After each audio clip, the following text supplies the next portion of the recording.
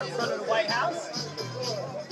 And here we are in our capital, Washington, D.C., with so much stuff going on around us. As you can hear, it is a large, revelrous commotion. And here's what we've got going on in our country. It seems very similar to the noise here.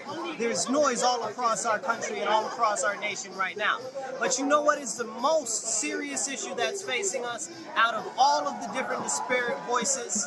The most serious thing facing us right now is people with morals and values who say that they know what righteousness is, who say that they know the name of the Lord, who say that they are Christian, who say that they care about our country, but they are silent.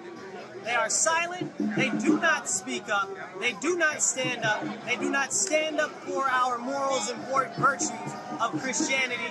They claim to be Catholics, they do not stand up for Catholicism. They claim to be Christians, they do not stand up for any denomination of Christianity. And they continue to compromise on bills and legislations to go along, to get along, to say, oh, well, we did a little bit of something for you. That is not having tenacity. That is sacrificing your values and your morals to give the appearance that you are doing something. You are cooperating with these individuals who are committing disingenuous policy acts against the American people. That is bad. You know the positions that they are putting forth are unjust. You know many of the stuff that they are doing are unconstitutional. But you're like, well, let me give them a little bit so I can get a little bit. Unacceptable. Don't give them an inch. If everything needs to be stalled, everything needs to be stalled. Because the more that you give them, the more that they get away with.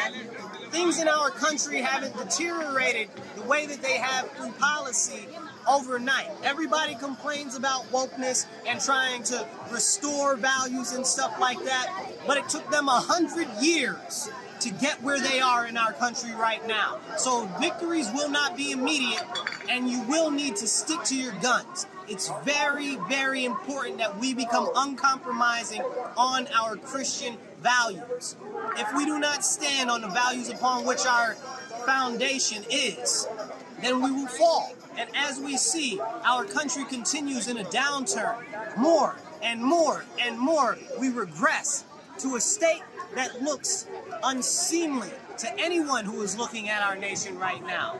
And if we're going to go forward, if we're going to make a difference for the future, if we're going to change the lives of the children for the better and for righteousness, then we have to stand strong in our faith and conviction. We have to go back to our Bible.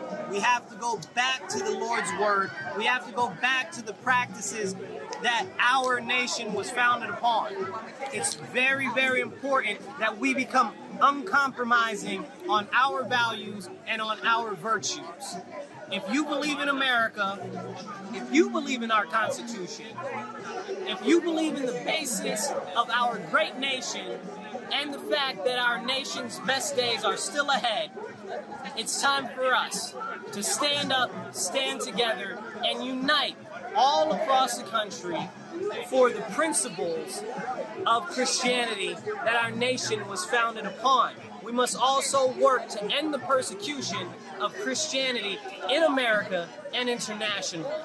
At this point, there are Christians being persecuted for their values. Bibles are being taken out of the school system. We've already seen they want to remove God, the Constitution, and prayer from all schools. When we took God out of schools, that's when more of the violence came in.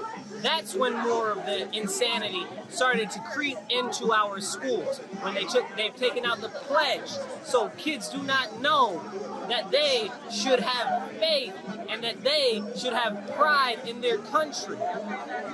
Our nation is a nation founded upon Judeo-Christian values.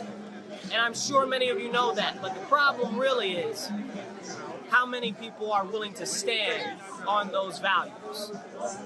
All right, you guys, I'll catch you later. Make sure you stand strong, stand up, speak up, and don't shut up.